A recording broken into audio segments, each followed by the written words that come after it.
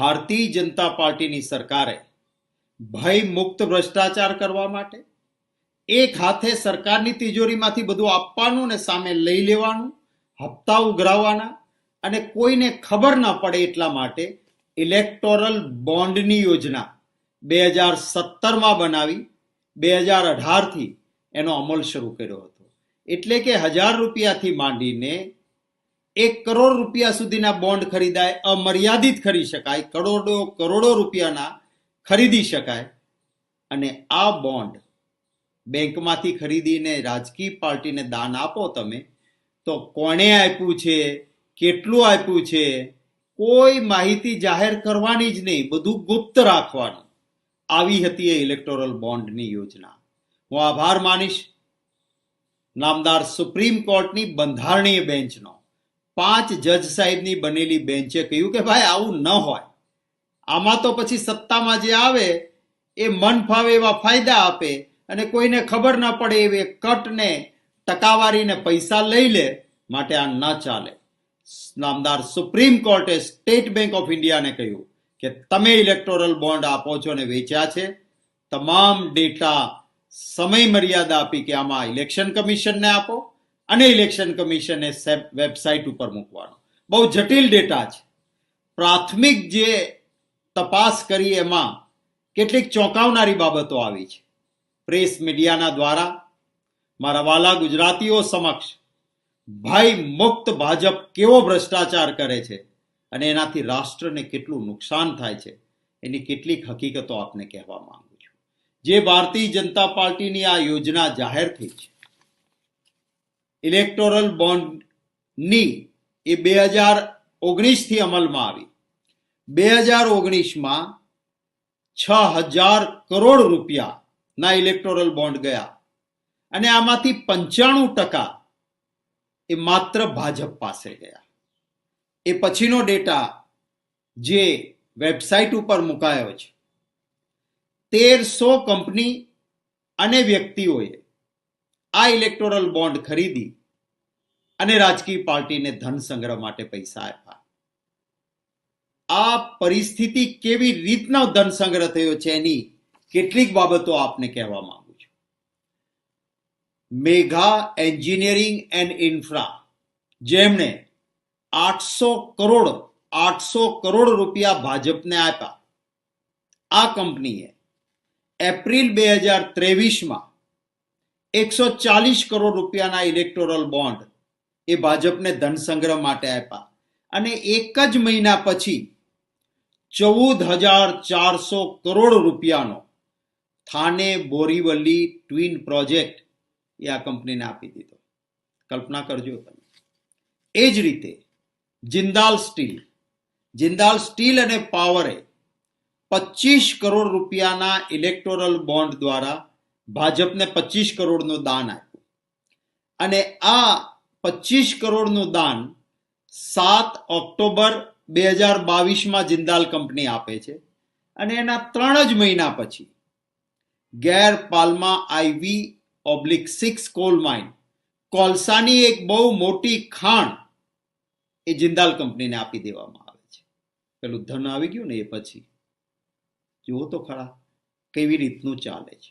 ED, CBI, income tax એની red કરાવવાની અને red થાય પછી હપ્તા વસૂલ કરવાના. આવો તમારે ત્યાં રેડ થઈ છે, આટલા પૈસા ઇલેક્ટોરલ બોન્ડથી આપો, અપીલમાં તમને ફાયદો કરાવી દઈશું. આના હું દાખલા આપું છું આપને. જે આ હપ્તા વસૂલીનો સૌથી મોટો દાખલો આ વર્ષની શરૂઆતમાં જે ઈડી, CBI અને ઇન્કમ ટેક્સની રેડ થઈ, એમાં જે કંપની ઉપર એટલે કે ઇન્કમ ટેક્સ ડિપાર્ટમેન્ટે રેડ કરી એ કંપનીનું નામ છે શિરડી સાઈ ઇલેક્ટ્રોનિક્સ.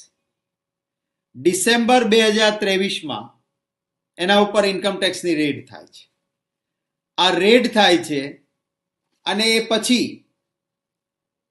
જાન્યુઆરી 2024 એટલે એક જ મહિનામાં 40 કરોડ રૂપિયાના ઇલેક્ટોરલ બોન્ડ એને ભારતીય જનતા પાર્ટીને આપી દેવા પડે છે. આ જ રીતે આ વર્ષની શરૂઆતમાં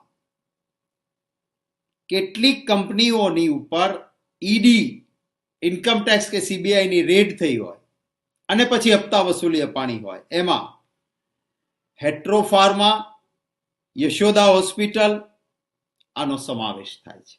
રેડ થાય અને ઇલેક્ટ્રોકલ બોન્ડથી પૈસા પાછા આપવાના.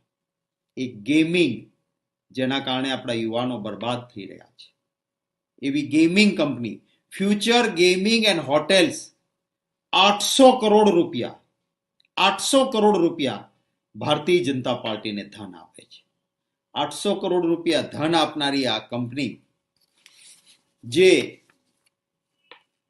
સૌથી મોટા ડોનરો પૈકીના છે, એપ્રિલ 2022માં આ કંપની ઉપર ઈડીની રેડ થાય છે. એપ્રિલ 2022માં ઈડીની રેડ થાય અને પછી 5 જ દિવસ પછી 2 એપ્રિલના રેડ થાય છે.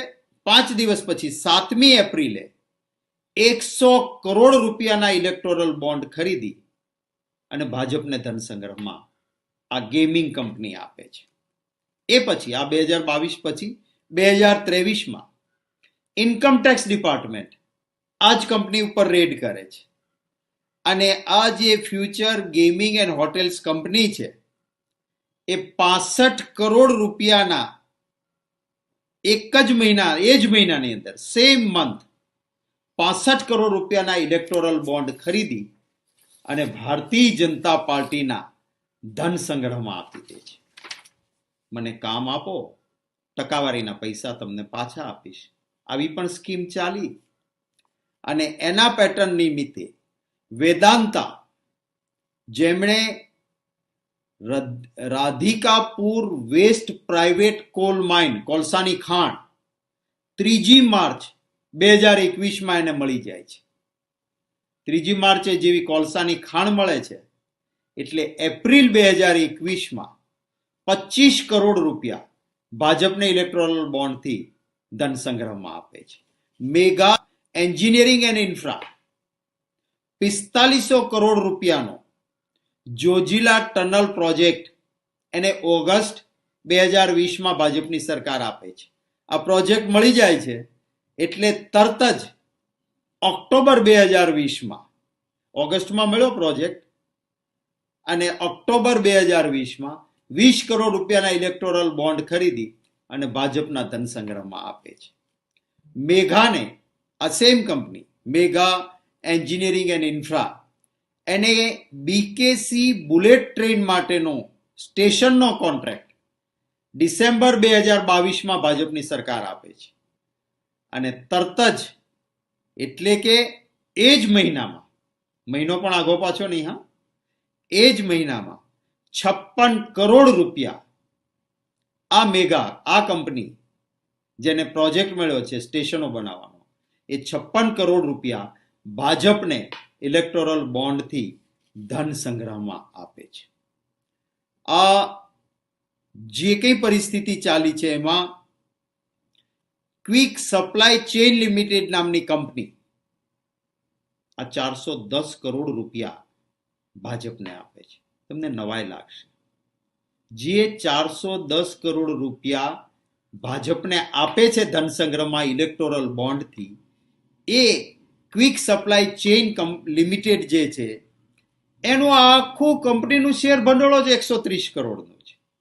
હવે 130 કરોડનું ટોટલ શેર ભંડોળ હોય, એ 410 કરોડ રૂપિયાનું દાન કેવી રીતે આપી શકે? પરંતુ આ પણ એક મોટામાં મોટું કૌભાંડ છે. ભાજપે શું કર્યું કે કાળું ધન છે એ ભાજપના ધન સંગ્રહમાં આવી જાય એટલા માટે એક નહીં તો લિમિટ હતી કે કંપની કેટલું દાન આપી શકે. તમે જે નફો કરતા હોય એના અમુક ટકા જ તમે દાન આપી શકો. ભારતીય જનતા પાર્ટીએ કાઢ્યું. સેલ કંપની એટલે કે કાગળ ઉપરની ઊભી થયેલી કંપનીઓ, જે કંપનીની તાકાત જ ન હોય એવી કંપનીઓ ઊભી કરવાની, કાળું ધન ત્યાં નાખવાનું, ઇલેક્ટોરલ બોન્ડ ખરીદે અને ભાજપને ત્યાં નાખીને વોશિંગ મશીનમાં ધોળા રૂપિયા કરી દેવાના. અમે એક દાખલો તમને આપ્યો છે ક્વિક સપ્લાય ચેઇનનો. 130 કરોડનું એની પાસે ટોટલ શેર હોલ્ડિંગ છે. એ કંપની જ્યારે 410 કરોડ રૂપિયા ભાજપને દાન આપે છે, ત્યારે ગુજરાતની જનતાએ હવે વિચારવાનું થાય કે કઈ પ્રકારનો ભ્રષ્ટાચાર ચાલ્યો છે. એક બીજી મહત્વની બાબત છે, ઇલેક્ટરલ બોન્ડનું વેચાણ માર્ચ 2018 થી શરૂ થયું. ત્યાંથી લઈને એપ્રિલ 2019 સુધીનો સ્ટેટ બેંક ઓફ ઇન્ડિયાએ ડેટા હજી આપ્યો નથી. આ દરમિયાન 95% દાન માત્ર ભાજપને મળ્યું છે. અમે આ માંગ કરતા રહેવાના છે કે આ છુપાવી ન શકાય, આ ડેટા અમને આપો. હું સૌ મારા વાલા ગુજરાતીઓને વિનંતી કરીશ કે તમારી બહુ અપેક્ષાઓ હતી, દેશવાસીઓની, આપણી સૌની અપેક્ષા થી વોટો આપ્યા. જે કોઈ મતદારે ભાજપને મત આપ્યો હશે એની મોટી અપેક્ષા કે હવે ભ્રષ્ટાચાર વિહીન ચોખ્ખું શાસન આવે.